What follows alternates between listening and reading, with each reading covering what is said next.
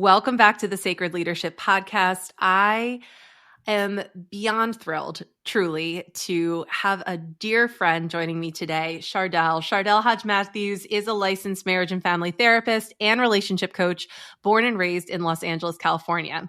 She is the founder and CEO of Lighthouse Perspective. And it's a coaching platform that has been established to shift perspectives for singles and couples on how to create, embrace, strengthen, and reinforce healthy relationships within themselves, their partners, their interpersonal relationships, and their relationship with God. As a millennial, Shardel thrives in focusing on identifying and facing emotions, insight building, self-awareness, and thought reframing from a realistic viewpoint and a Christian foundation. Shardel's overall mission is to help individuals and couples achieve the things that seem impossible by providing a space full of compassion, support, and understanding to explore a different perspective. Yes! Shardel, this is really exciting for me because I love talking to fellow therapists. I also love talking to fellow therapists who have their foot in the coaching arena as well, because I feel like that's like a whole, animal in and of itself. It's a whole different beast. A whole different beast. So we could definitely touch on that a little bit, but I know that for you, relationships have really been a cornerstone of your calling, your soul mission, your purpose here. And it wasn't necessarily always the case. You started out professionally going in a little bit of a different direction. And then through a series of events and, also listening to yourself, you were able to do some shifting to feel more in alignment with what it is that you're truly here to do and help with. So just going back in time a little bit, can you start me out in terms of why did you decide to get into therapy and helping people, and where did that even evolve into coaching? Okay. Wow. So we are going to have to go backwards. We're going to go back. Go back in time. Everyone get in your time machine. Seriously. We're going to have to rewind. So I never imagined, honestly, wanting to get into the mental health world at all. I never knew this about you. I feel like you were such a natural. I'm like, she came out the womb and was looking to be a therapist. That's what I wanted at all. It was not anywhere on my brain space. I actually wanted to be an OBGYN. I wanted to deliver babies literally since first grade. My mom was a nurse midwife. So she came, we're really rewinding, right? For context purposes. She came to my first grade class with this birth chart of how a baby develops from, fertilization on to 9 months, right? And all of my first grade, oh my gosh, this is so cool. Which now in this society, we wouldn't even be able to do that, which I think is really weird. Yeah. But whatever. So she came in, she explained the birthing system, and I just fell in love. And so from that point, literally until I graduated from college, my whole agenda was getting into medical school. Bachelor's in biology, went to a math and science high school.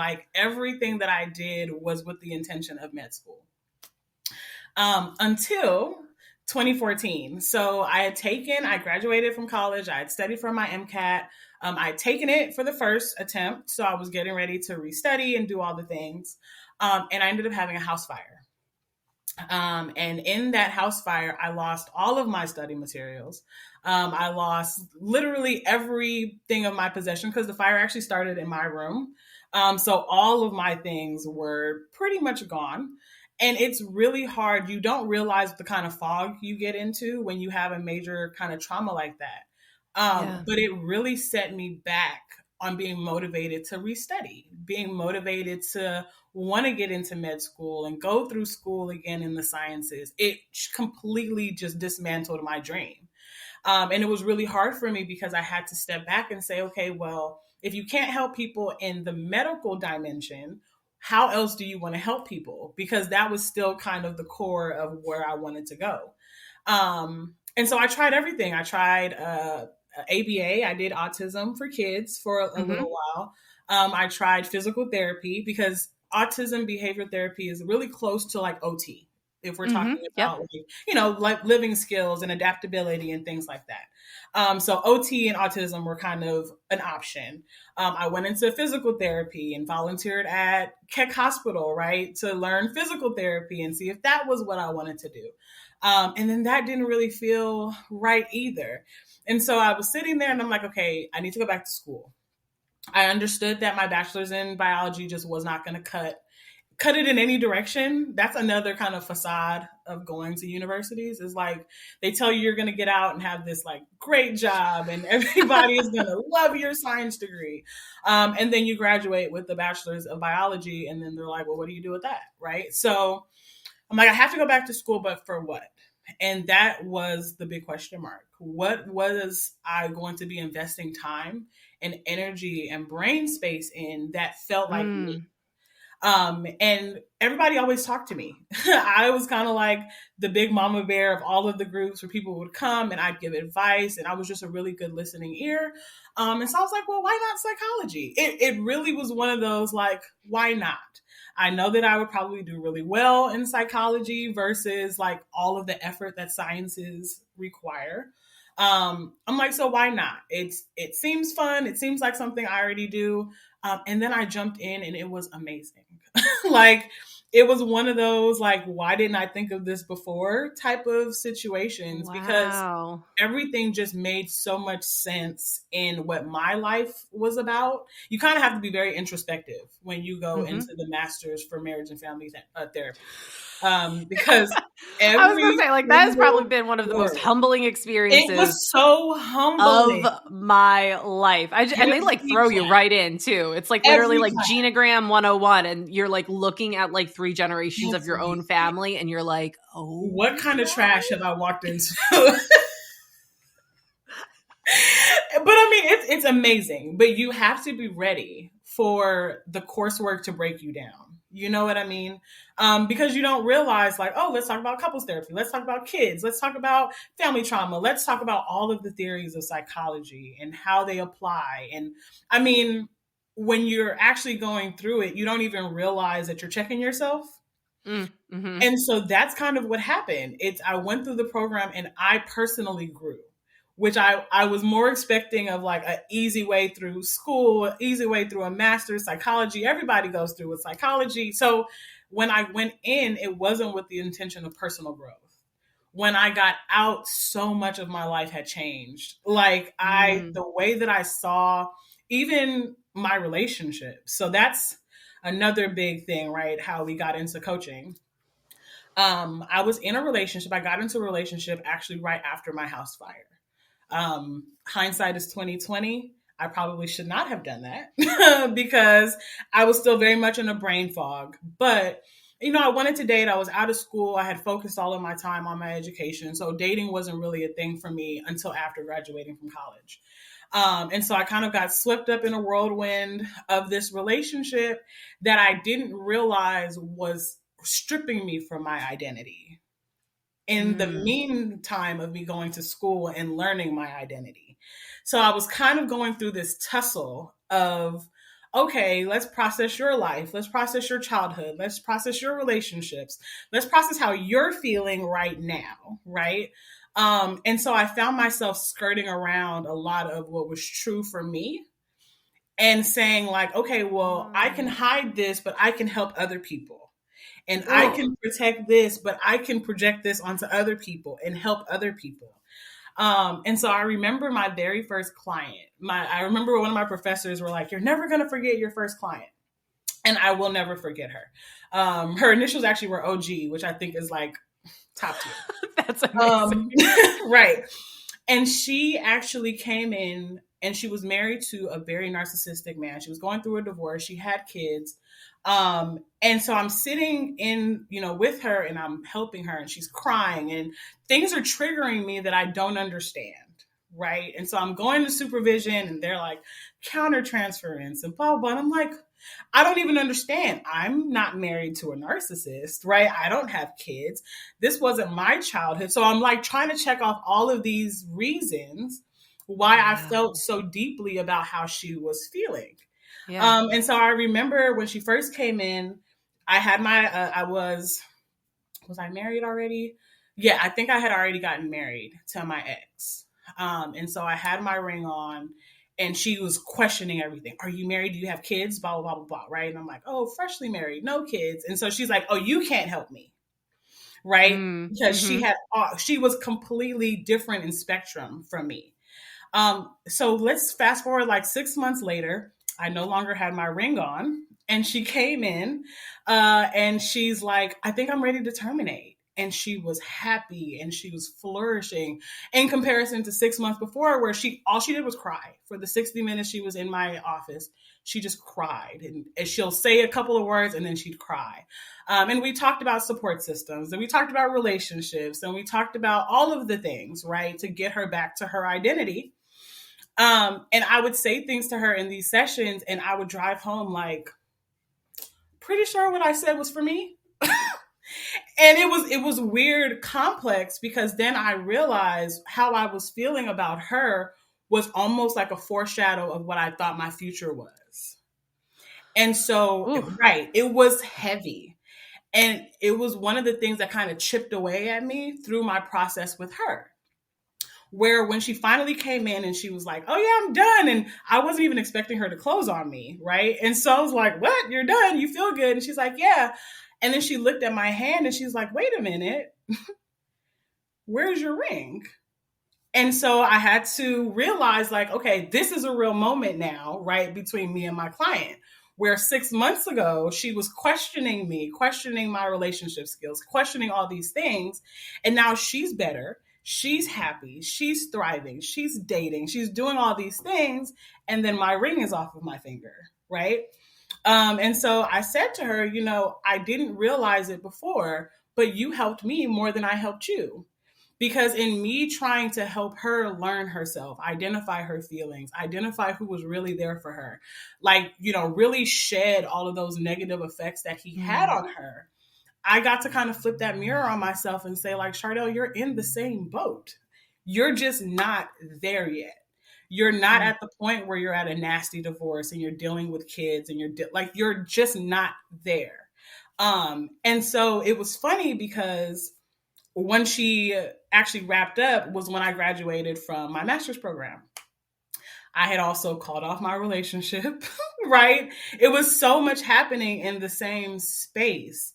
But I realized at that point, like, I was not paying attention to myself in the midst of trying to help other people.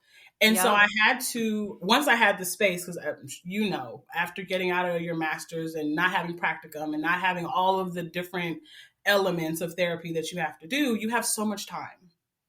You have so much downtime, so much space to just process out all of the work you've done in 3 years and all of the stuff.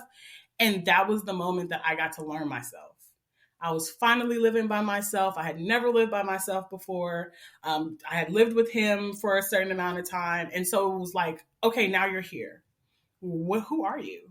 What do you like? And I didn't know. I didn't know the answers to any of those questions, because a lot of what I liked, a lot of my interests, a lot of the things that I had submerged myself into had everything to do with him. And although there were different elements that were me, like music, for example, you know how much I love music and, music's contribution to my life. A lot of my music was enmeshed with him. And so I had to detach from a lot of things that were also me, but they were us. You know what I mean? Yeah. And so what I had to do was learn me. Like, the relationship with me had to be first and foremost. Whereas before, I cared way more about other people. I was like super social, super like, whenever anybody needs me, I'm there. I'll drop everything. I'll come. And then it was kind of like, where are all these people for me? Like, where are people dropping what they're doing and coming and checking on me? The relationship element for me at that point on the personal level was just shot. Who are my support systems? Who can I talk to? Who knows who I am at my core, right? Who can pull me out of where I am? Because I didn't even realize like I was depressed. I didn't realize that all of the things, all of the residual things that I was experiencing from that relationship, what they were doing to me as a person. And so it took a lot of effort to learn me. But then once I got that, I feel like all of my relationships kind of flourished after, because then I understood, like, the people who are going to come and be around me actually want me. You know what I mean? Can actually see me. Because clearly in the times before that, with me not knowing myself as well, what exactly were they around me for?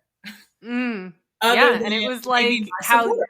Right. I was going to say that, and I think that is something that a lot of people find themselves Yeah. in, but also I will kind of go out on a limb here and say like people who actively seek out helping professions, right? And I think that that's where we really, as people in helping professions, and it Yeah. doesn't matter if you're a therapist or a coach or, you know, a any physical kind of, therapist or yeah. like, right, if you're in a helping profession, teachers, right?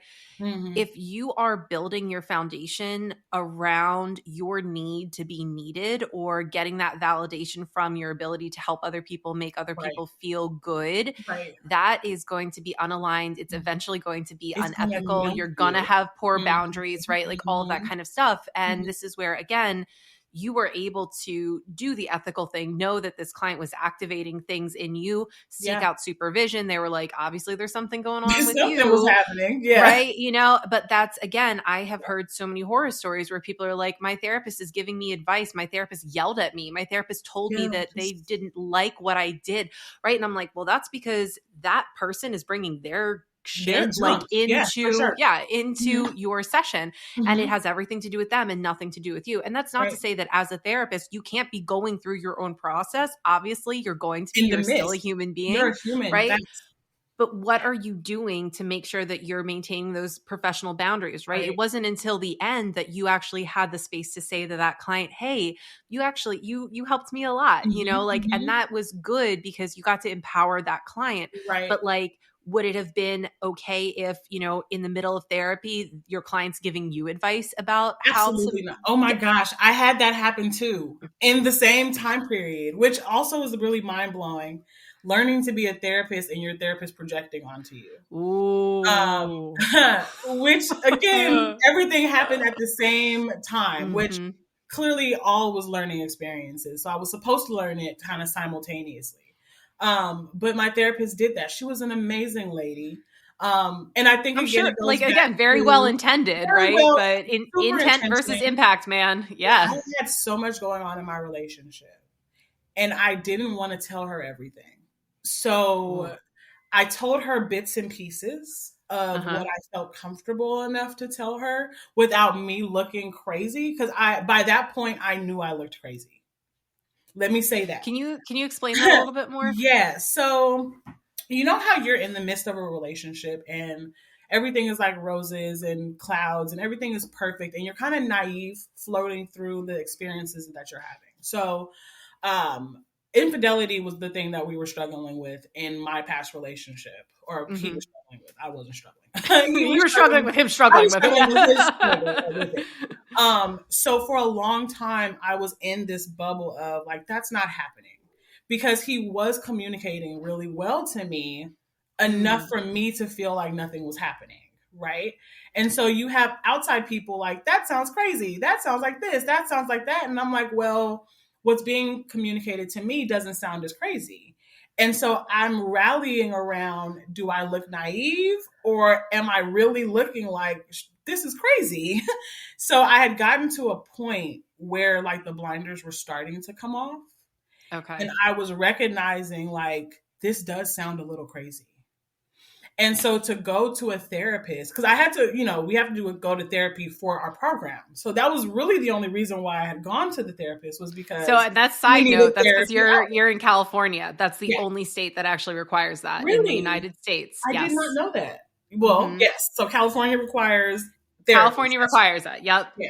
So it's a lot harder to get your license in California than any other state. I did not know that. I'm grateful that I have it, but I didn't. And there are different. Well, that's a whole conversation. But so I went to her with kind of like, I have to do this, not that I want to do this. So when I was giving her bits and pieces of my experience, I left a lot of stuff out. And so I saw her trying to build rapport with me. And she did that by telling me her stories and her experiences, trying to make me feel like she understood. But nothing she was talking about actually applied to me. And she was super sweet and she tried really hard to be empathetic and I felt really bad. But what ended up happening was she told me so much about her personal life that her husband ended up passing away. And she had a session literally like the week after we had a session, and I was in the chair wanting to therapy her because I knew so much about her relationship now, and I knew Yeah. so much about her kids and because again, she tried really hard to make me feel like she understood, so she overshared. And Mm. so when that session happened, this role flipped of like, why are you here? Shouldn't you be grieving? How are you going through this week? How has it been for your kids? Because now I'm like, I care. You've Right. shared so much about yourself to me. And I realized then that I couldn't see her again Yep. Yeah, and because that's I was actually, like, like, amazing that you even realized that because I dynamic think shift done. I actually even remember being, like, 13, 14 years Yeah. old and being in therapy sessions where I was giving therapy to my Wow. therapist at 13, 14 years old. That's Yes. crazy. It happened over and over and over again because I've been very blessed in the sense that Mhm. people feel very comfortable with me. They share with Right. me a lot. It really works out great for my chosen profession. Mhm. But looking back on it, I'm like, wow, that was so incredibly unethical. Like there was just so Very many much so. times that people would share, and I even like, as an adult when I was in therapy, Yeah. I recognized me being a therapist to like my therapist, and I Mhm. was really at the time I felt good, Yeah. right? Because I'm like, oh my gosh, like, look, I'm so amazing at helping people and Yeah. listening. And I'm Yeah. such an amazing therapist that even my therapist is coming to me for Right. therapy. Even my therapist wants me as a therapist. Right. And now obviously looking back at it, I'm like, oh, that was Yeah. horrible boundaries. Horrible. That Yeah. was super unethical. And like Yeah. also like kind of shame on them for modeling that as like an appropriate Yeah. therapeutic relationship because it Yeah. is not. Because then you ended up carrying her stuff. Like on top of your own stuff, you're now Right. And like carrying. that is such a huge red flag. Like if Yeah. you're in therapy and you feel like you can't say things to your therapist, or you're filtering what you're saying to your therapist, or you're Yeah. worried about how your therapist is going to respond or react React. to something, Right. Right. Mm-hmm. you might need to reevaluate that Mm-hmm. therapeutic relationship. Just Mm-hmm. saying. And I tell people all the time, therapists are like kissing frogs. So if in Yep. fact I needed let me not say that. I did need the therapy. I did. In all honesty, I wish I had found a great therapist in the midst of Mm. that, because I think I would have been honest and I would have shared and I would have been able to really get to the core of what was processing in my head myself. Because I was rallying with myself about a lot of the things that was going on, and I wish I had a sounding block that wasn't my friends, because my friends knew what was going on and I talked to them. I mean, I would call, I would cry, I would do all the things because they knew and they experienced the relationship with me on that level. But who do I talk to about what it feels like deep down?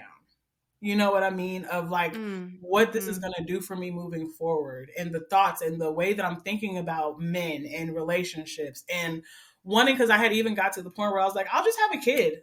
Like, bump the relationship thing, bump wanting to date. I don't even want to get married. Like, I could be a single mom. I can do it. I can make enough money. I can. And I got to the place at that point where I was like, there's no why. And I should have talked to somebody, right? Like I should have been able, but she just couldn't do it. she just wasn't there for me at that point. Um, and so I realized then, with like the therapeutic relationship and all of that, like this is not going to work if I'm carrying you as a therapist. And so, but like I was saying, I knew then that something was wrong. So that's the reason I Mm. didn't want to share. Um, Mm. and so in trying to lean out, like, ending the relationship and going through figuring out, also having to say, go through the things that do pop into your head that are valid. Like maybe it was me. Maybe I did something to cause that to happen, because we can't pretend like those thoughts don't pop up. Hmm. Of like, okay, well, if he is cheating or if he was cheating, oh, if it was multiple people, did I do something? Was I, and, rallying through things that he would say, and, going Mm. through all of the stuff. And I remember way later, I ended up telling one of my friends, because they would say, oh, well, did you ever confront him? who were talking about being assertive, right? When we're trying to figure out different things and having open communication. And I'm like, yeah, I did. And I remember he had made a statement of like, nothing was wrong with you, but the 10% that you are lacking, they had. And I was like, the numbers, the math ain't mathing. Like, nothing's wrong with me, 100%. Cool. But then 10% of something I don't have, they had. Do they have the rest of the 90%? Like, all the math wasn't mathing, but it's those kind of statements that ruminate. You know what I mean? Those kind of Mm-hmm. statements are what, because then you're like, well, what is the 10%? What is, and so you start like Right. chipping away at yourself a little bit of like, okay, so if the next relationship, maybe what do I need to change? How do I need to adjust? And Right. you start losing you start losing Yeah. that Like if I element was of better, you. if I was different, if I was Different whatever, like, how though, right? yeah. Like then you start going trying to sort through all of your decisions, and it's such a bad loophole and spiral to get yourself in when you really want to be out. And so I recognized even in that moment, like I didn't want therapy necessarily, but I knew because I had gone through the masters of it, what I needed to do. So finding the support systems, my best friends, like all of my best friends have different roles. So I had like the best friend that liked to go hiking and wanted me like out. So we went to brunch, we went hiking, we went to those like pop up museums that had like the picture Mm-hmm. booths. And I mean, almost every other weekend, she made me take pictures. I hated what I looked like. I had gained so much weight, like aesthetically. Again, I wasn't myself. I wasn't who I really should have been. And she's the one who's like, you're beautiful. We're taking pictures every other weekend. Like, that's what we're doing. I had one best friend who literally would just lay around with me. I would cry. We'd watch TV. We wouldn't have to go anywhere, right? She's the homebody kind of friend. One of my best friends is a personal trainer. So he's like, you need to get up. You need to start working out. You need to start feeling good about yourself again. So it was like in that moment, I didn't realize, but I had refined my circle so well that in the Wow. midst of trying to find myself, those relationships started to like pull me out. Like, that's not you. You're not this. Don't let that relationship do that to you. And so, me, myself, in my private space of my quiet and whatever, I'm like validating myself. Like, okay, you're this, you're that. And then I had friends, right, that kind of came in and they're like, okay, now go do this and go do that. And so, I didn't have to learn myself over again alone because I Mm. knew at the core of it, they knew me before that relationship. They knew me years before. So they knew my interests. They knew the things that made me laugh. They knew like all of that without me having to remind them. Yeah. And Yeah. so they really like built me back up Yeah. in such a beautiful way because then I didn't even like, I could really say, like, that was my past. I don't even know who that girl was. The girl who always wanted to be out, the girl who always wanted to be in everybody's faces and always wanted to be one call away. Like, I'm not even her anymore. But to the Mm. people that really love me and reciprocate energy for me and like, we can be on the phone all day. we I can talk to you all day. I can talk to you about whatever because I know that the energy is reciprocal. And I think a Yeah. lot of people don't realize the energies that they are around and what Yeah. that does to them because Yeah. they mask it in, oh, well, that was so much fun. And, oh, but I got to hang out with this person and I got to do, and it's like, but how did it make you feel? Like Mm. deep down, how does it make you feel? Because if you go home and you don't feel good, like there's Yeah, something so you're it not paying really like attention to. it matters who you're surrounded by because if we're thinking about this from a developmental perspective, Yeah, right? Like identity is developed in relationship to others. And our initial identity is developed in our relationship to parents, our our family of parents, our origin. family, and yeah, Right? Exactly. And so if, and again, like just because your identity was developed in relationship to those people, that yeah, also doesn't mean that that's necessarily your core truth or who you really are on the inside. right, A lot of our right. identity ends up being in response to To who our other environment, people right, need us to be. And so right. we kind of carry that type of reactionary identity Mm-hmm. forward through our lives until we either like, aren't alive anymore, or Right. we have like that wake You hit up a of like, oh wall. my God, like Yeah. who the hell am I? Yeah. And I think at that time you get to develop identity again, or at least remember who you are, come back to your Right. truth. But Right. again, if you're surrounded by other people who are going to take you further away from that core truth, you're going to develop another version of a Another version of reactionary yourself. identity. Right. Right. Right. And so support, I mean, one of the things I've been constantly talking about lately is support, because I didn't understand. I mean, a lot of people left me, like support people, pastors, people who I called aunties and uncles, and all of these people in the midst of that toxic relationship kind of all fell off for whatever reason. And we can make excuses for the reasons, right?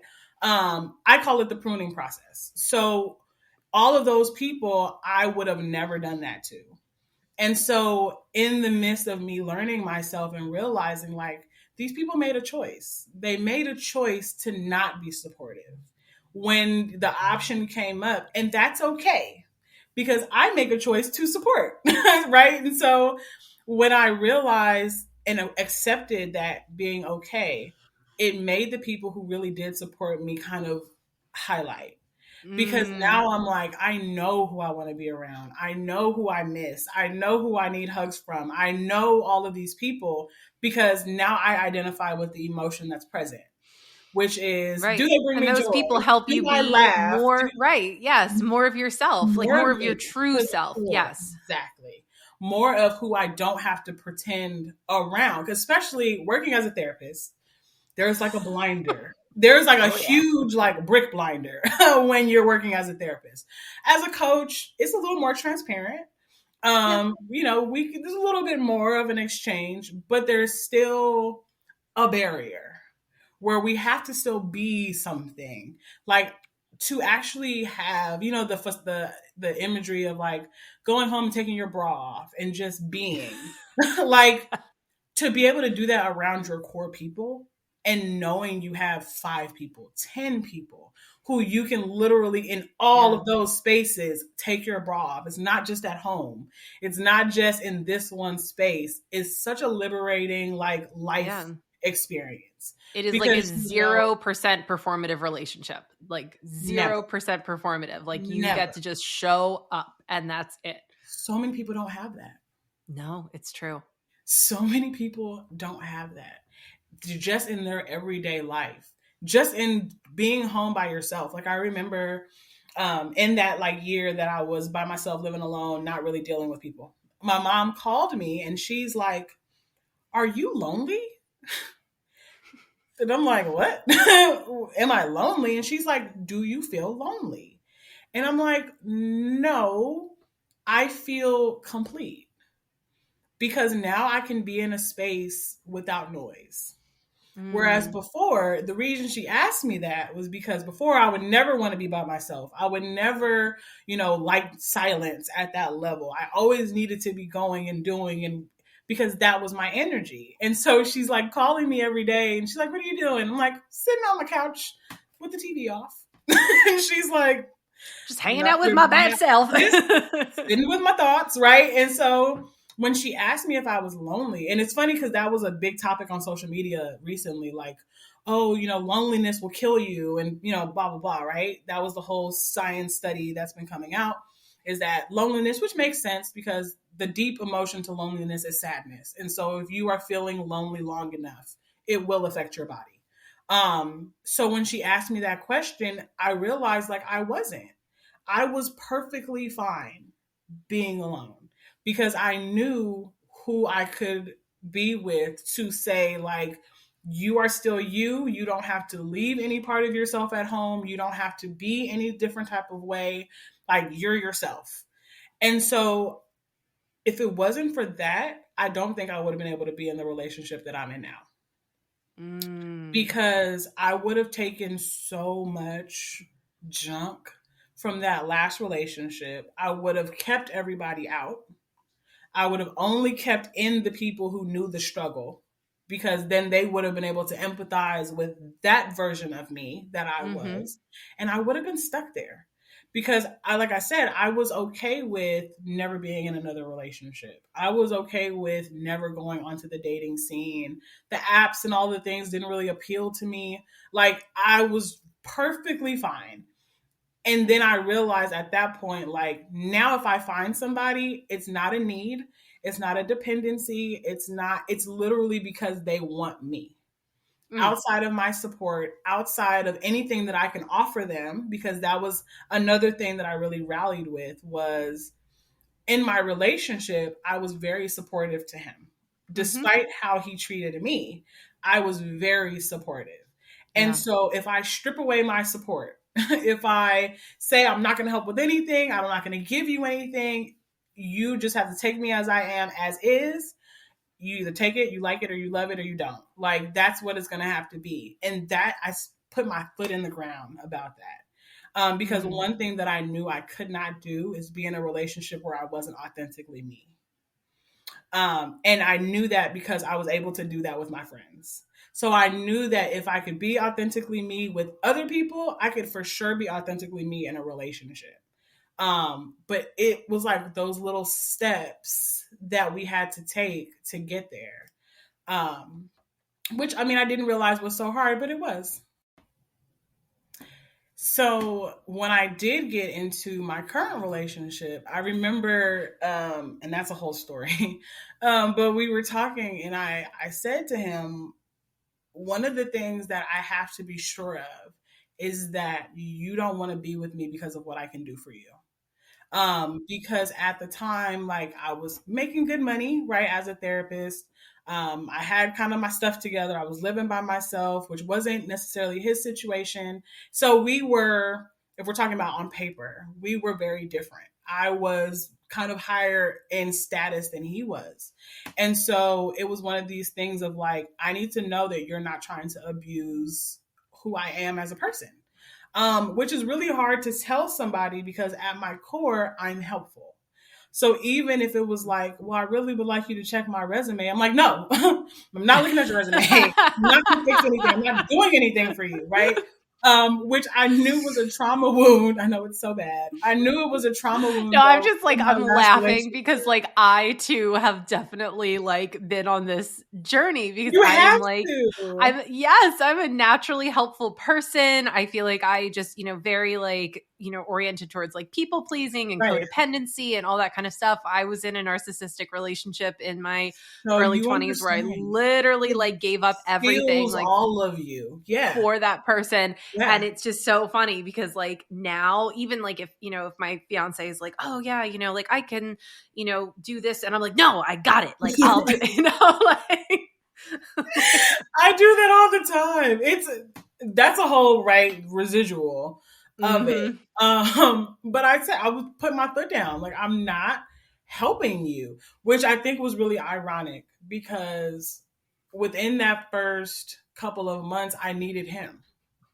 So at the time when I Mm. met him, I was separated from my ex, but we hadn't actually gone through the legalities of like the divorce and all of that. But we had been separated for over a year, like living separated and all of that stuff. And so of course I had to tell him that, like, I'm technically still legally married. And he's like, so what's the problem?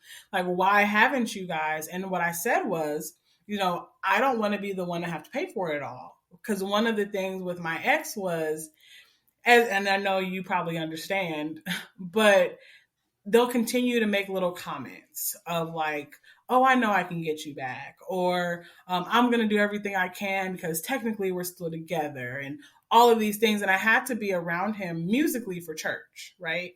Mm. And so my thing was, if I brought to the table, this is what I want to do, and he's like, well, you're going to have to pay for it, I would have to pay for it. Because I'm the one saying I want this and I want to move on and all of the things, right? And Mm. so I told him that. I was very honest. I'm like, look, this is the reason why, and I don't have it myself, but I definitely don't have enough to cover whatever he has to pay. And he literally was like, tell me how much it is. And I was like, I told you I wasn't helping you. Like, I had to really rationalize where I was coming from. Cause I'm like, well, I'm not doing anything for you, but now you're telling me you're willing to pay Ooh. money to get me out of this Wow. situation. And so slowly but surely, I realized like he doesn't care about what I can do for him. What a He narrative really shift for cares. you. It was everything about, I will definitely say, like, he's one of the people I prayed really hard for this relationship. And one of the things that God, I always say God is really funny. And I imagine that he's up there like laughing at certain situations that we go through. But I always feel like in healthy relationships, or when you get into a healthy relationship, you're always going to be tested by the things that triggered you in your last relationship. Mm. And the question is, how do you process it? And how do they process the scenario? Because the scenarios happen, right? And so the question is, how do you deal with it personally? Do you get triggered? Do you get all like, oh my God, I'm gonna do that, right? And then how do they approach the situation? Because they might approach the situation very differently than that last person. And your Mm-hmm. brain can now rewire it and say, oh, he's not him. Yep. And so, in a very fast, like within the first 6 months of us dating, a lot of those things were happening. And I feel like the natural instinct of me was like, nope, nope, nope, not going to do it, cutting this off, not going to do it. And then his reaction to it was like humbling for me, Mm. because then he would be so, I mean, he would finesse any situation and make me feel really good and validated and understood. And I mean, there were mishaps, right? And slips, but even in the slips, there was reassurance. There was, I'm going to fix that. I'm going to change that. That won't ever happen again. Like, and so my brain wouldn't even allow me to ping them together. It was Mm. like the Rewiring those scenarios were neural similar. pathways, baby. Yeah, I'm like, the scenario was similar. I could definitely categorize you if my brain wouldn't forgive, right, the situation. But then that's me, because you didn't Mm-hmm. actually do anything wrong. You did what was right. And so, do I process you and say, you really aren't him? And there are better ways of handling certain situations. And so now my triggers are being like eased and soothed. And so then I got to really grow with him, because he got Mm. to understand, like, I know why you're triggered. I know why you have this resistance. I get it, but I'm not him.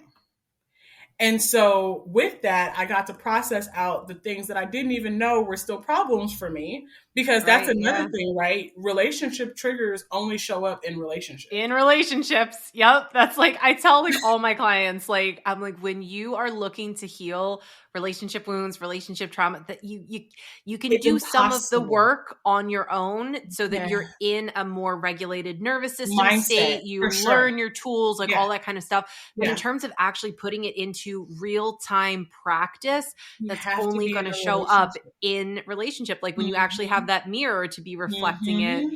back to you. And so many people are like, oh, I'm not ready. They It's don't just want you to gotta do have it. to Yeah. dive in and know it's You gonna be have to messy, do it. I tell my friends all the time, like, of course, nobody wants to get into a relationship after being hurt or whatever the case is, but every relationship is such a Yeah. learning step. Not about them, about you. What did you take from Yeah. that? What did you get out of that? What did you like? What did you not like? Like, really doing a thorough breakdown and analysis of it, so that you can pull and say, okay, the next time, if I see this, that's a no. If I see that, that's a yes. And you really are able to, until you find the right person, kind Right. of like pick and choose which elements to put in and which elements to take out. And then Mm-hmm. when they show up, you're like, that's it. That's what I was looking for. That was the energy. That was a response. That was, and so that's what happened. It was one of these things of, in that year that I was by myself, like you said, shifting my mindset. What do I like? What don't I like? What am I willing to provide up front? What am I closing off? And so he and I did, like, every year was a step. So our first year we dated and nobody knew. Because I didn't want people in my business. I didn't want people saying like, "Oh, she's dating. Oh, who is he?" And it was so much noise in my last relationship that I really Mm. wanted the peace. And so we dated off radar for a year, which all of the triggers and all of the things and all of the support issues and all of the dilemmas happened within that year. And nobody knew except for like my really close friends. Knew that I was in this relationship going through all of the motions. So by the time we actually started like the relationship, like boyfriend, girlfriend, we were a year into already dealing with all of our junk. And so when people knew who he was, by the time they knew, we had taken care of all of our triggers. And we had talked about all of the hard stuff, and we had established where we were individually and then how we actually do benefit each other balance wise and all of that without the noise, without the chatter, without the, oh, well, you guys aren't this, and oh, he's that, and oh, he's not your type, and like all just cut it all out. So by the time we got to the relationship, it was so healthy and so loving and so open and so communicative that it's like, well, what do you need? Like support, gates open. Like what do you need from me? Because he showed up before I had to. Yeah. When coming Which from was like total game changer for you, like role reversal than what you were used to. In our field and just in our natural, like you were saying, when you were 13, you showed up as somebody who could support. And so to be able to almost have to minimize yourself because somebody is supporting you. Like I remember him saying, like, you talk to people all the time, you're a therapist and you absorb all these people's stuff. Who absorbs yours? Who do you talk to? Who makes you talk? Who makes you talk about your feelings? And I'm like, nobody. And he's like, me. Also, even like the fact that he was asking you that, he's like, so observant and attentive to all of that. And even now, I feel myself like kind of isolating sometimes. And he's like, no. And he'll turn on, I call his brain now a therapist brain because I think I've poured enough into him where he'll flip it on me. And then I'll hear him say things and I'm like, get out of my head, because I know that those are the things that I really should be saying to myself.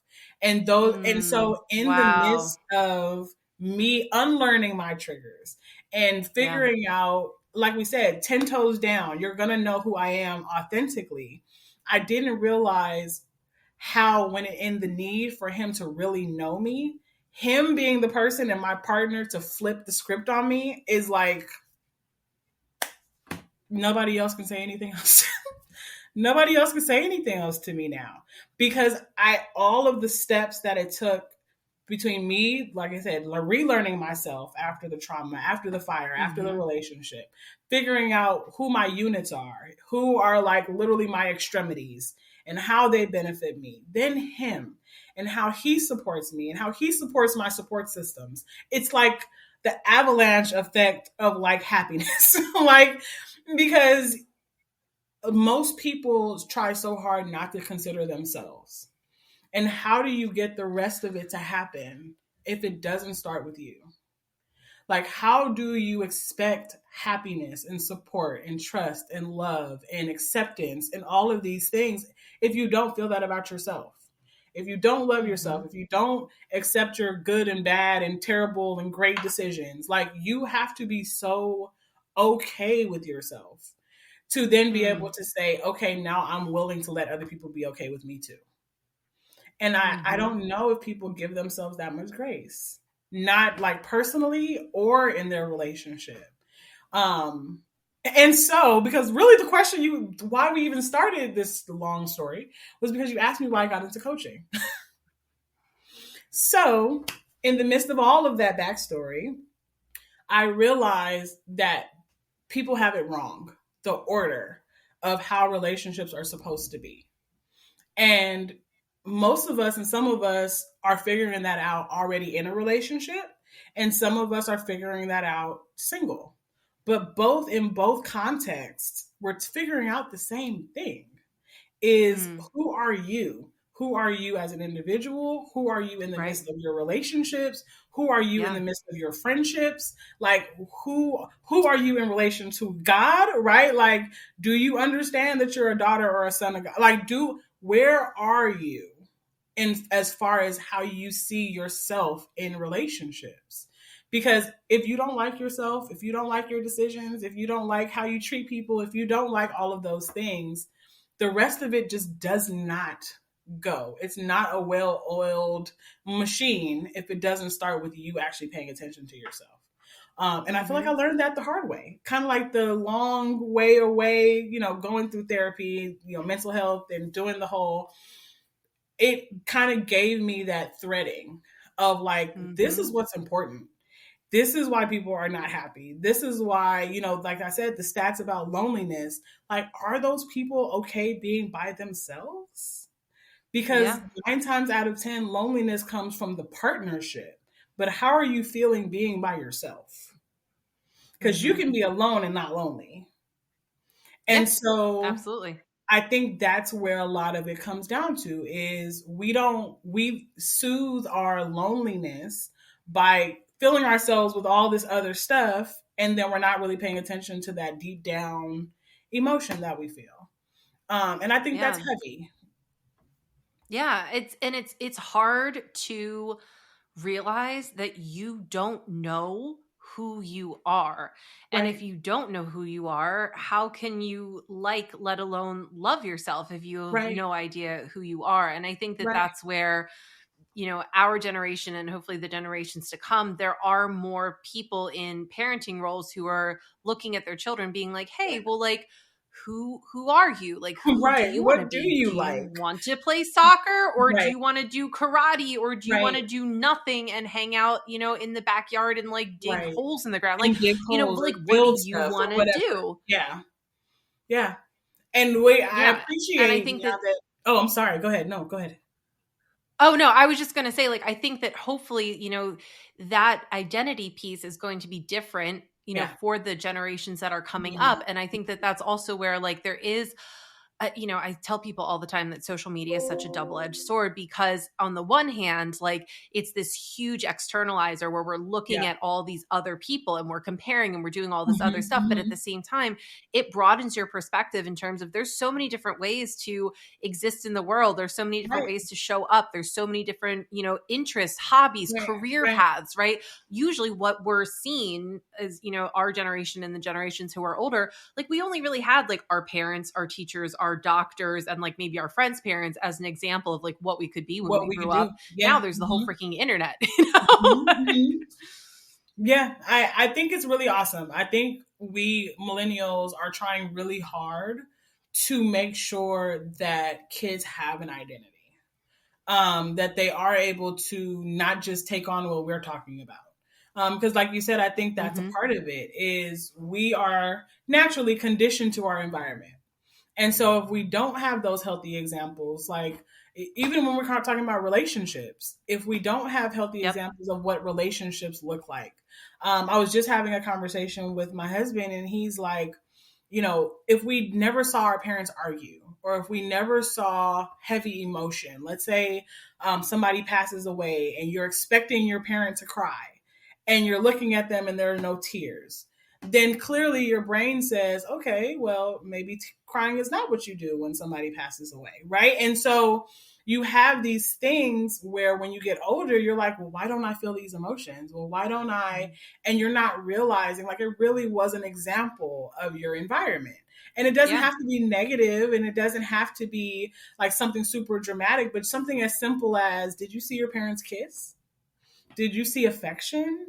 Did you see, when your parents got home, did they cuddle on the couch? Because when you get older and let's say you're dating somebody and they're like, let's cuddle. And you're like, what is that? Don't touch You're me. like, Because why? I What? never saw anybody ever Ain't touch nobody got time for before. that. What are you talking about? Right. Like kissing, I gotta being on cook the couch. Like, dinner I and gotta like get all this work. stuff. Yeah. Right. I have to work. I have to take care of the house. I have to do, like, we don't even know that those are the Yeah. reasons why we do and feel the way that we are. Because we do And what's modeled so, for us. Like, and that's where, like, we as human beings, we don't have instincts, like, not right. in the way that like other, animals Animals like have have. instincts. Yeah. Like, Yeah. we are 1000%, obviously we have genetics, we have intergenerational trauma, we have Yeah. epigenetics, there's all that kind of stuff. But in terms of like the actual expression, it is whatever is modeled for us. So if Mm-hmm. we did not see it, experience it, it therefore does not exist in our reality, Right. which is really Right. wild Yeah. to think about. Like, how you grew up, the environment that you grew up in, what you saw, the relationships that you were a part of, what you witnessed,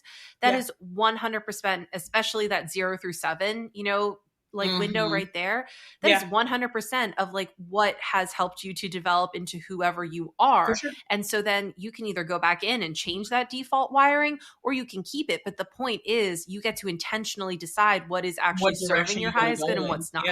Yeah. And I think it's awesome. It takes introspection. It takes feelings. One of the things that I am probably the most alarmed about in what I've learned talking to kids, because I work with kids 9 to 5 right now, right? Yeah. Is that everybody wants to detach from feelings. If we're talking about feelings, I don't want anything to do with it. And what that ends up doing is perpetuating a lot of impulsive behavior without identifying why. And so if the kids are learning to detach from emotion, they have to be seeing this from adults. And so we talk about being like, desensitized to certain things and all of the terminologies that adults use to try to dissociate from the world, right? But fact of the matter is, dissociating from your feelings leaves a big gap for whatever goes. And so the fear is, without people realizing their own emotion, it's kind of like, well, then what? What does that mean for the person? What does that mean for their experiences, for the people who are around them, for kids, if that's where they're going, for relationships, if that's where they're going? Like, if there is no emotion in it, what are we doing?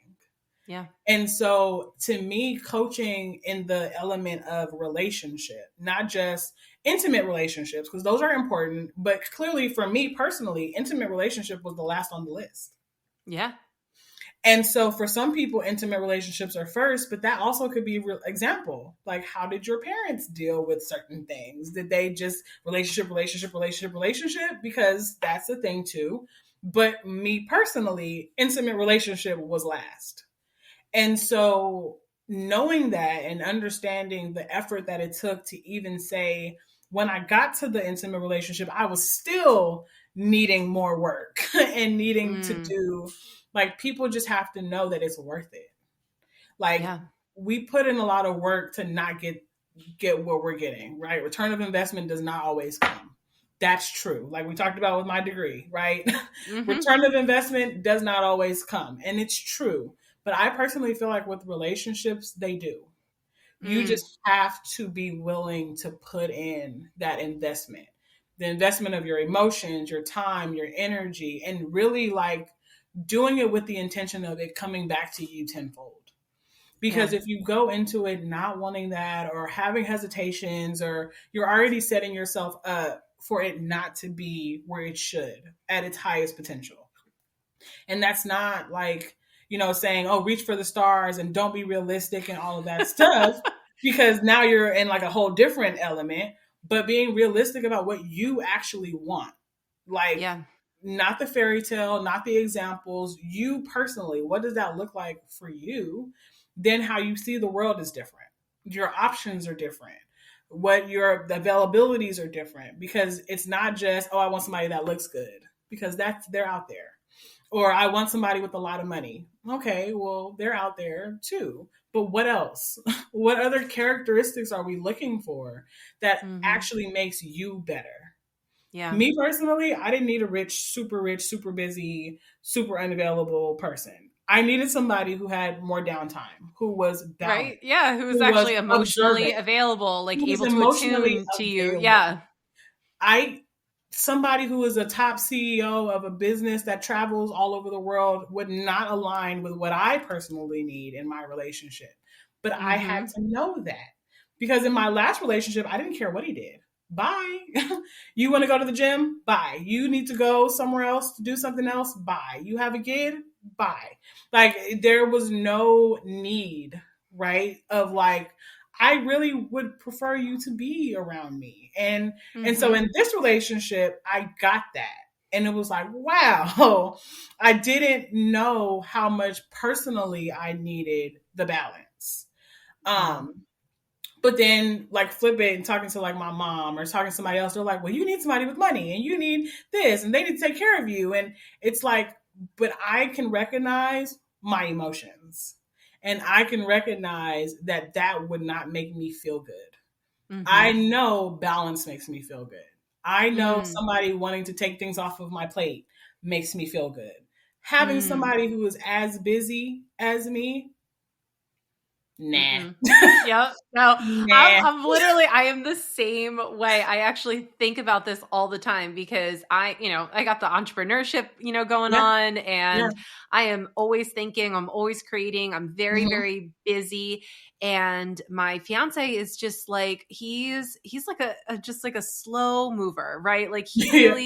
he loves to nap. He loves to relax. Like Pacing he's stuff out, not I'm into sure. like, entrepreneurship or anything Hmm. like that. And it's so good because when I'm around him, I'm not talking about my business. I'm Right. not, like, he's not like, okay, like, what's the top 5 things on your to do list? Let's Right. fucking Right. crush it. Right. Like, he's Right. not giving me that energy. He's actually giving me the like, Rest slow down and energy. like be here Hmm. with me. Like, Hmm. and I need that so much. And I'm thinking, like, wow, I really knew enough to like call in that Yeah. balance. And I think, Yeah. again, that's where you're saying like we have it backwards. And I agree with you. I really think that being able to take that time to really get to know yourself so that you are able to call in that person. Because I know Yeah. that when I was doing primarily family therapy and working with kids, I would be like working with these kids and I'm like, oh, there's so much I could be doing with them if they Hmm. had a like stable, emotionally regulated family system, Environment. but they Hmm. don't. And so I would work with them and then, they go on their merry way and then we'd be back to square one like the Yeah. week A after that and couple the of week weeks after that. later. And all I Yep. could do is Yep. hope that I had like planted some seeds that they're going to be able to access later in life. But I'm like, you know what? Like, I would really like to be working with the people before they find the person who's like Right. not the good fit or the toxic relationship Right. or is, it's a trauma bond or they're responding to their wounds or whatever Yeah. that is. Yeah. So that they can actually find that person who's a healthy balance for them. Hmm. They can Hmm. have a healthy relationship and then their family is built on that On like healthy stable, sustainability. sustainable, healthy. Hmm. Yeah, Hmm. I'm like that right there is the game changer. Yeah. And Agreed. that's where like I really love that you still have this piece in your therapy practice, but in your coaching practice, you really are speaking to the fact that like people can start this process at any point. At Any any level. point in time, they can At start any this level. process. Agreed. Yeah, that's definitely how I feel. Because I mean, I know people who are single who are like, I really want that. And they don't understand why they can't. And they don't understand the blockers that they have. Like we said, until they're in the relationship and then they want to backpedal. And it's like, process that stuff out as much as you can and then get in the relationship and get help, get support, get a coach, get somebody who can say like, get out of your head real quick, like everything we talked about, that's not, and just really understand, because it is a war that you have to go through in saying like, I know how I feel, I know what I'm thinking, but still be willing to take the step, have the faith and the hope that what you're doing is the right direction. And I think people need somebody who has seen both, who's seen Mm, how hard it is, but also sees how it is on the other side to say, like, hey, you got it. Just mm, communicate, just write it out, just, and if it doesn't go well, that's okay too. Because what you're doing is you're learning those skills, you're learning how to communicate your feelings, you're learning, and somebody will see that and be like, wow, you know how to express yourself, you know how to tell me like it is, and the people who don't, they don't, and it's okay, you move on and you move forward until you find it, because if not, you'll mm-hmm. settle. And if Yeah. you settle, then nothing about it is authentic, and you're already going into it knowing that you can't actually reach that Yeah. potential. And I think that's big. I don't know how many people who are in healthy relationships that are willing to put themselves out there and say like, it took work, but it's possible.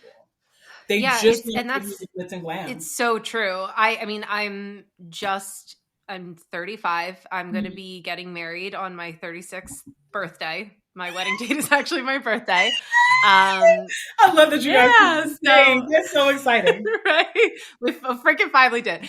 I love it. But that's like I'm like, wow, like I'm gonna be 36 years old when I Yeah. get married, Mhm. and younger me would have been like, oh my god, like What what you the wait hell that is long? wrong with you? Yeah, yeah. But like Mhm. I have had a lot of serious relationships. My Yeah. family literally makes fun of me for the amount of serious relationships I've Really? had.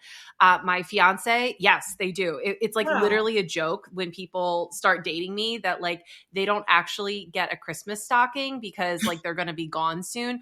At one point, Oh, my mom actually put a laminated pocket in the Christmas stocking so she could change the name oh in my the Christmas stocking camera. of like the person that I was bringing to Christmas. As funny as that is, also like I feel like my feelings would be a little bit hurt by that though. Like, And that's right. It's so like I kind of just like rolled with it because I yeah, was like, all right, whatever. And it's really, and my fiance actually yeah. was married before. Okay. And that's another thing. I never thought I would be getting married to somebody who Who was was married divorced. previously? Not like I Yeah. ever had a problem with it, but Yeah. I was like 36 and getting married to somebody who has gone through a divorce. Like, Yeah. wow, like this is really different than what younger me thought this was going Yeah. to look like. But I think about like all the, relationships that I've had. I have lived for more than a year with Yeah. 3 different significant others. Okay. And I know that I learned so much. I healed so Mhm. much. Mhm. I got a better understanding of myself. Yeah. My fiance and I actually have known each other for a really long time. Okay. We actually went to the same high school.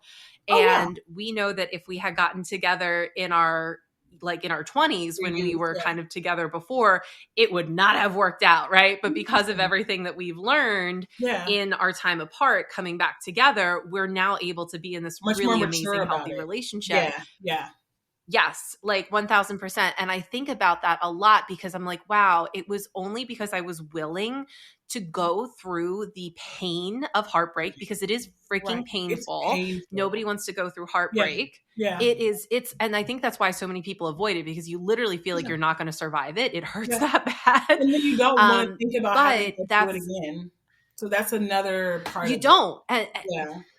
it is another part of it. And I think that that's also where like having a therapist, having a coach Right. is Right. really, really helpful because you have that, having supportive friends, right? Mhm. Mhm. Because you know that, okay, even if I'm going to get in this relationship, even if it's going to end, and even if I'm going to have to go through heartbreak again, I know that I'm going to be able to survive it because of Right. me. Right. And that's where, when you have that foundation, you have those supports, you can go through that journey in a Mhm. much different way than if you're, again, like in a very emotionally dysregulated state where you're just like, Yeah. I can't. It's better just to stay in the In my comfort bubble. of this chaos, Mhm. right? Than to go out on a limb and go Mhm. through the discomfort of heartbreak. And I think Yeah. also like the other person, most of the time, again, like it's different in every situation, but the other person, they're not wanting to go through heartbreak and discomfort Right. either, right? Right. So like you can both be in a super toxic relationship and neither of y'all are going to want to leave. And so Right. then that's when we end up, it's like 10 years later, you have 2 kids and you're like, wow, Why am I this I'm really still sucks. here. Like, Mhm. I'm still here. And I've met people like that. Like, wow, I didn't make a decision and I'm we all still know here. people like that. I'm sure there's going to be people Yeah. listening to this episode who are like, yeah, Who are a little stuck in their yeah. situation. And if in a part, like you said, is now that you're stuck, you really don't want to feel your feelings. You don't want to feel the disappointment. You don't want to feel the grief. You don't want to feel it. And so you're like, You well, don't I'll want to be just honest with your therapist and hear that you're crazy. take it from me. But then you'll have people who say like, well, it's about the kids now. And it's like, is it? Like what does that do for you as a person? Because again, you're pouring into your kids. What are you modeling, right? Going back to Right. that, like Right. what are you modeling? And I think it's Yeah. important.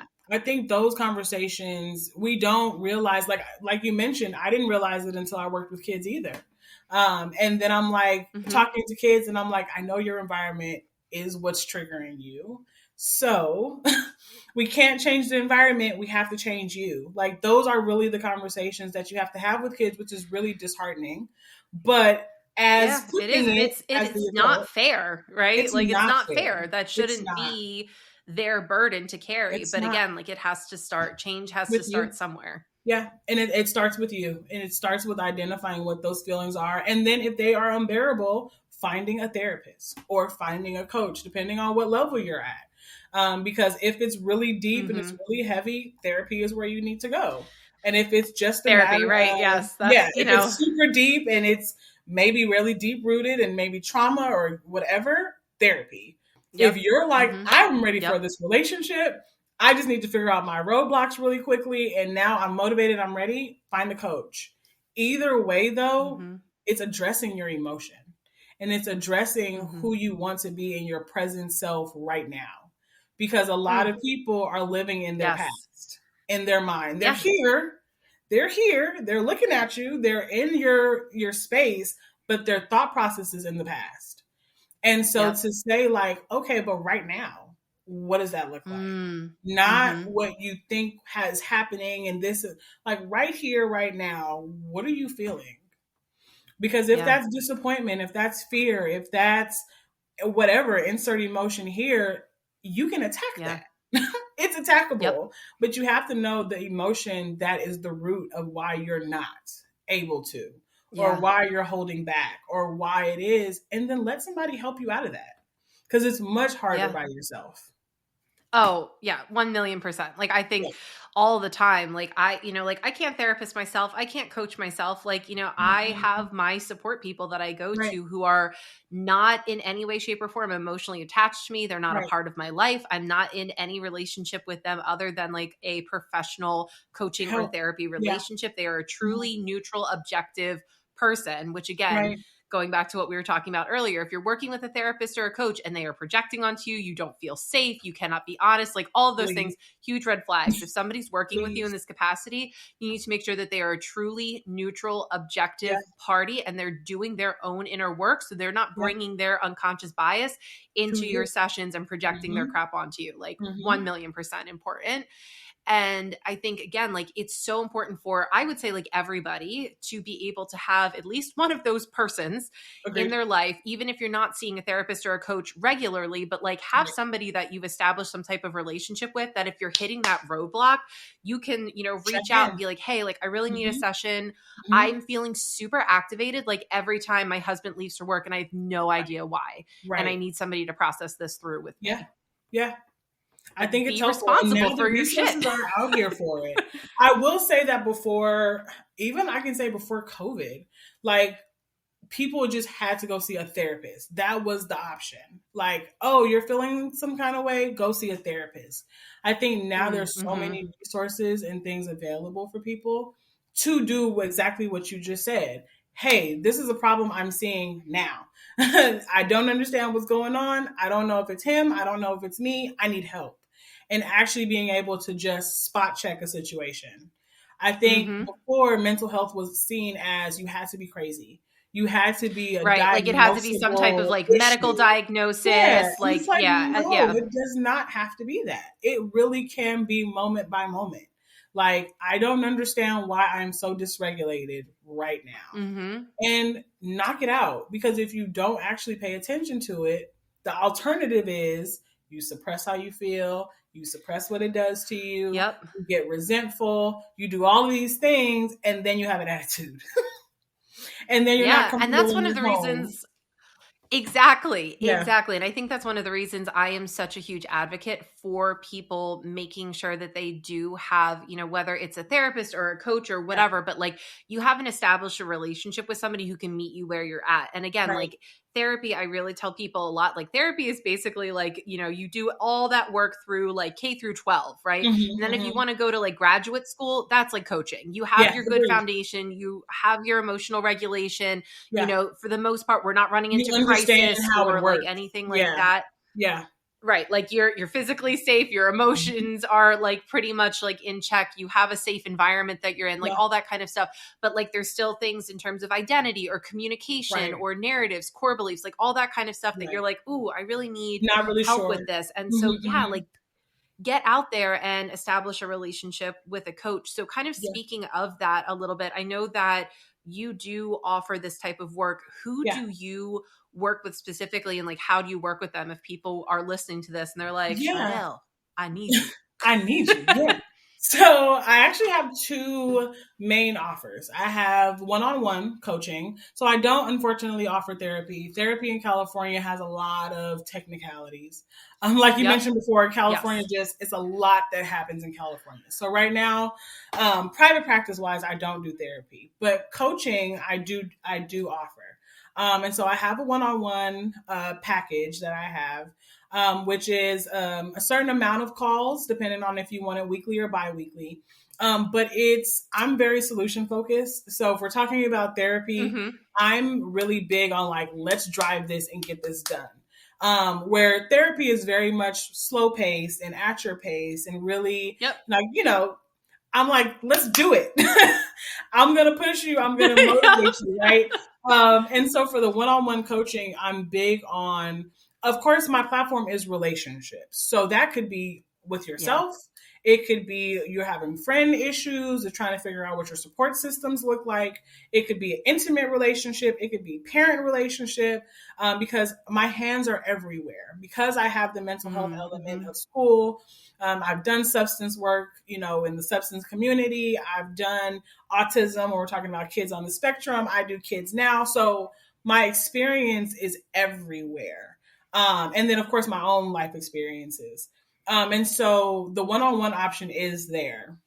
But I also offer a couples program, which I'm Oh my super gosh. I feel excited like about. everybody is looking for a couples coach. I have a Shardel, couples tell me program. more. Yes. So it's a 4-month program, but with it, there's also like a 6-month check-in. So Mm-hmm. there's a really awesome assessment that I offer, created by this company called Prepare Enrich. And it's assessment that you would do individually in your relationship, and it gives a really thorough breakdown of Mm. different things like the relationship values, family values. If religion is a thing, where do you see things about religion? Kids, your thought process about kids and family, gender roles, finances. I mean, it's such a thorough report, of cognitions, of different statements, what's priority to you, right? And so Mm. once Oh, that I love a questionnaire good is done, assessment. oh my God, as a therapist, like Yeah. it was one of the things that, to be honest, really drove me opening this program, because Yeah. outside of the What an intake amazing paperwork, tool. yeah, outside of the intake paperwork that we know as mental health, clinicians, there aren't really couples assessments. Gottman has a few worksheets, but that's not an assessment. And I feel Right. like part of the issue when we talk about not having, knowing our emotions, is that we don't know what information is relevant. We don't Mm. know, unless we're asked certain things, we don't really know how we think about certain things and if they Yeah, align, right? it's true. And so this questionnaire pulls a lot of information and then plugs it all together. And so for me, on my side, when I get that report, I can sit down and we can talk about strengths, what rated really high for both partners, what rated low, what's kind of off scale as far as how they think, and then really personalizing the program to what those weak points were, and using the strengths to kind of blend it all together. So there could be Mm. worksheets, there could be assignments, there could be activities that you'd have to do between those biweekly sessions in order to kind of reflame, I guess, those things that were maybe a little lower on the spectrum, and get those tools and learn all of those skills. And then we rehash 6 months at the 6-month check-in. So it's 2 months after the last session, to say like, hey, so how's everything going? With the tools, with the activities, with all the things that we've broken down, where are you guys at now? And I think Mm-hmm. what that does is it would appear to be 6 months how it breaks out. But without you having to guess or think about, well, what should we talk about and what are our problems and where are we, the assessment cuts all of that out. And then it's really up to the couple to show up and just explore deeper into the things that the assessment was able to say, like, this is, we're a little off. So let's talk about this statement. If the statement is, I don't want to have kids after 40, right? And let's say one person ranks really high and the other one ranks low. Okay, let's talk about it. What does kids after 40 look Mm, like? I didn't have to pull that out of you. You let me know in the questionnaire that that was how you felt. And so it opens up yeah. space for the things that you didn't know to say, like, now let's explore them. And you have a space to explore them with Yeah. somebody who wants you guys to stay together, right? And so the really Yeah. Right. awesome thing, Yeah. the awesome thing about the program is you can be at any level of the relationship. So you can say, I just Mm, started dating and I want to know where we are. I want to know how we think. I want to yeah. know if we're aligned. You could be at the premarital counseling stage where you're like, we're getting ready to get married and there's certain things that I just want to be sure about. You could be at the already Right. married 10 years stage where you're like, we've been married and Yeah. something doesn't feel right and we don't really know what's going on. So let's do, like, you can be literally at any part, whether it's foundational or maintenance or like reparative or whatever. The program fits you everywhere. And Wow. so what I'm going to do is I'm realizing that a lot of people, that fear of being open is there. And so what I think I'm going to do is have a mini offer that I'm going to start offering in June, which would just be the quick getting to know you session, the assessment, and then like a summarization session for people who just Oh, want to I know. love that. So that'll definitely be something that is live and happening by Yes, the it time is going this to be podcast live and episode comes active, out. That's probably right after awesome. our anniversary. Our anniversary is the first weekend, the 1st of June. So after that, I'll probably launch that mini offer because I'm realizing that some people just want to know. Not necessarily that they Yeah. want the coaching element of it, because that is beneficial to be able to have somebody. But sometimes it's just I just want to know. I want to know if we're thinking the same. I want to know where we're at. And that offer would be much, much less. Super affordable. Right now, I'm thinking $200 is my price point for that program. Wow. That would Because that yeah, is I'm just keeping it so generous super because I think low. that that's like a huge, I think it's huge great. jumping off point for a lot Yeah. of people And I because a know, lot of it is really just being able to open that up and have those conversations. right. And having feeling like you have the space to do that and having somebody who can direct it and it's Hmm. not messy. And like I said, it doesn't have that underlying like incentive to do oppositional work. Like to me, I like to challenge and I like being confrontational with the purpose of growth. And so I Hmm. know, and I'll say it just like this because I'm confident about it. I know that if people were to tap into the mini offer before going into coaching, that my rapport would make them want to go into coaching because I know Hmm. that there are different things. And you really, like I said, you don't really know sometimes all of the things that are going on. So we Hmm. even did it when I first, had the program Yeah. started. I did it with him, and so we had like a sit down, like, what do you think our problems are, right?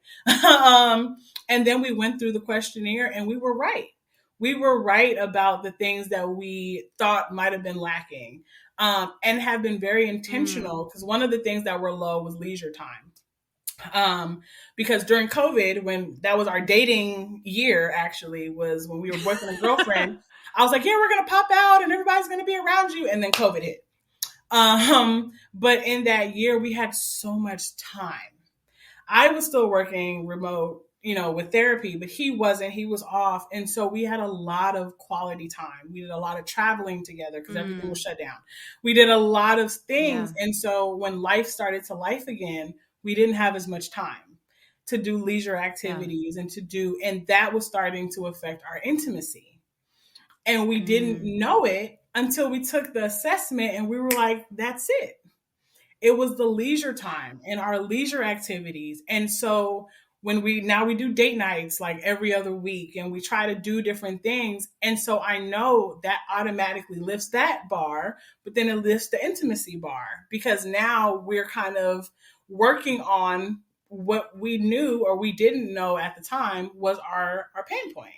And so I'm Mm. really excited about that program because I know that once people's eyes are open to what it really is, then it's like, well, what are we going to do about it?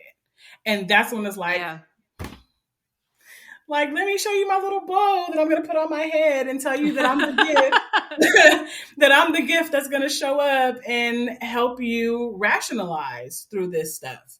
And so those are really what I'm offering now. So at any level, you know, if you're the single who's like, I want that healthy relationship and I just don't know where I'm at, the one-on-one coaching is there for you. If you're already in a relationship and it's just a matter of refining, reinforcing, strengthening, right? The things of my mission.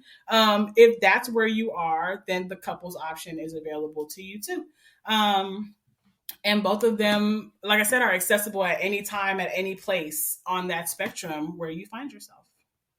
Oh, that is so amazing, Shardel. I so appreciate you coming on and sharing your story so intimately, your wisdom, all of your amazing resources. This was such a really good conversation. We haven't really talked about relationship stuff too much on the podcast. And like, you know, I'm a MFT too. And so like, it just seems like, like really fitting for you to come on and for us to have this conversation today. I so appreciate your time, and we will absolutely drop all of your links and everything in the show notes for everyone to get connected with you. And real quick before I let you go, where do you hang out the most and where can people get in contact with you? I am mostly on Instagram. While I do have a TikTok, TikTok to me, I'm trying to create it into a more personal thing. Instagram was a very personal page for me before I created it into my business page. And when I did convert it into my business page, it took a lot of my personal emotions out of it. And I try to balance, but there's a certain persona, like we talked about before, that as a coach in that platform, I have to be. So you can find me on TikTok. People do find me on TikTok. But if we're talking about really wanting to connect on the level of like my offers and the things that I'm posting regarding my business, it would be Instagram at The Lighthouse Perspective. All right. Yeah. And also I want to mention really quickly, the freebie that I gave you was a truth or dare game. I actually did a couple's 21-day challenge last year. And in the midst of the 21 days was a truth or dare game that my husband and I had created. And so I pulled that and I made that the freebie to offer to anybody who is in a relationship and just wants to try a really fun truth or dare game. It's really cool and really creative. So I just wanted to make sure that people had access to that as a fun kind of intimacy builder that people can do. Yes. Thank you so much for that, Shardel. And again, we will have all of that linked in the show notes for all of you. I appreciate your time so very much. Thank you for being on today. Thank you. There you have it. Another episode of the Sacred Leadership Podcast on the books. I hope your time spent here served you and nourished you. Join us every Tuesday for more honest conversations and powerful insights. Remember, exceptional leaders share the wealth. Send this episode to someone who would benefit, leave a review to let others know about the show, and subscribe so you don't miss an episode. Talk to you soon.